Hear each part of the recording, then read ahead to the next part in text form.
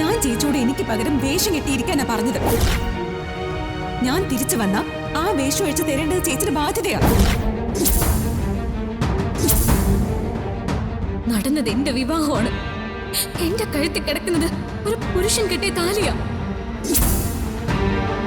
കതിർ മണ്ഡപത്തിലേക്ക് പോകുന്നത് വരെ നീ പറഞ്ഞ വേഷം കെട്ടുകാരി ആയിരുന്നു ഞാൻ.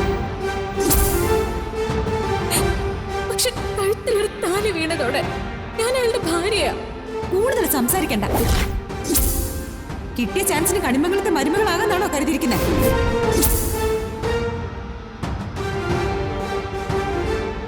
ഇതെല്ലാം ഊരി തരാനല്ലേ പറഞ്ഞ? കതിർ മണ്ഡപത്തിലേക്ക് കേറില്ലെന്ന് ഇവള് കാല് പിടിച്ച് കരഞ്ഞതാ. എന്നിട്ടും കേറി. സ്വന്തം അച്ഛൻ വീണ് മരിക്കരുതെന്ന തീരുമാനം ഉള്ളതുകൊണ്ട്. അച്ഛനെ സംരക്ഷിക്കുന്നവളാ മകളെന്ന് പറയുന്നത്. സ്വന്തം കുടുംബത്തിന്റെ മാനം സംരക്ഷിക്കുന്നവളെയാ മകളെന്ന് പറയുന്നത്. ആ നിലയ്ക്ക് എന്റെ മകൾ ഇവളാ.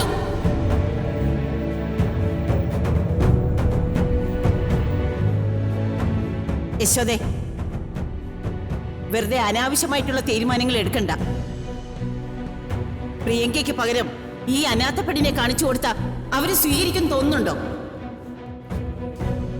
തിരിച്ചറിയുന്ന നിമിഷം ഒരു തെരുവ് പട്ടിയുടെ വില പോലും കൊടുക്കാതെ ഇറക്കി വിടില്ലേ ഇവളെ? ഈ കല്യാണ മണ്ഡപത്തിൽ കൂടി നിൽക്കുന്ന സകല ആളുകളെയും സാക്ഷിയാക്കി നടന്നതൊക്കെ ഞാൻ വിളിച്ചു പറയും. എന്റെ ഈ പൊന്നുമോളെ സ്വീകരിക്കാൻ വേണ്ടി കണിമംഗലത്തുള്ളവരുടെ കാല് ഞാൻ പിടിക്കും.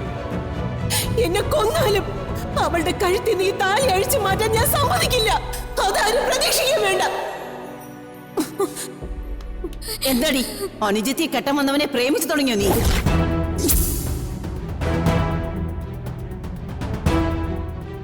ആയിരിക്കും. നിന്നെ സംബന്ധിച്ച് അതൊരു കിട്ടാക്കനിയല്ലേ? അത് കൈക്കലാക്കാൻ നീ എന്തും ചെയ്യും.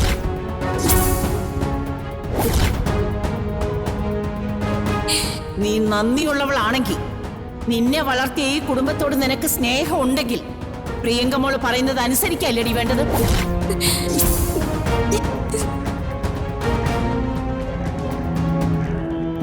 ആൾമാറാട്ടം നടത്തി ആളുകളെ മുഴുവൻ പറ്റിച്ചതിന് നിനക്ക് ശിക്ഷയില്ലെന്നാണോ നീ കരുതിയിരിക്കുന്നേ? നീയോ നിന്റെ അമ്മയോ കണിമംഗലത്തുകാരോടൊരക്ഷരം മിണ്ടിയാലുണ്ടല്ലോ, ആ നിമിഷം നിന്റെയൊക്കെ മുന്നിൽ കിടന്ന് ഞാൻ ചാവും. അതിനുള്ള മരുന്ന് ഞാൻ കൈ കരുതിയിട്ടുണ്ട്. എന്റെ മരണം കണ്ടു നിൽക്കാൻ നിന്റെ അച്ഛനാവൂന്ന് നീ കരുതുന്നുണ്ടോ? നീ കൊല്ല്. ഒരാളെയല്ല, ഈ കുടുംബത്തിലെ മുഴുവൻ പേരെയും.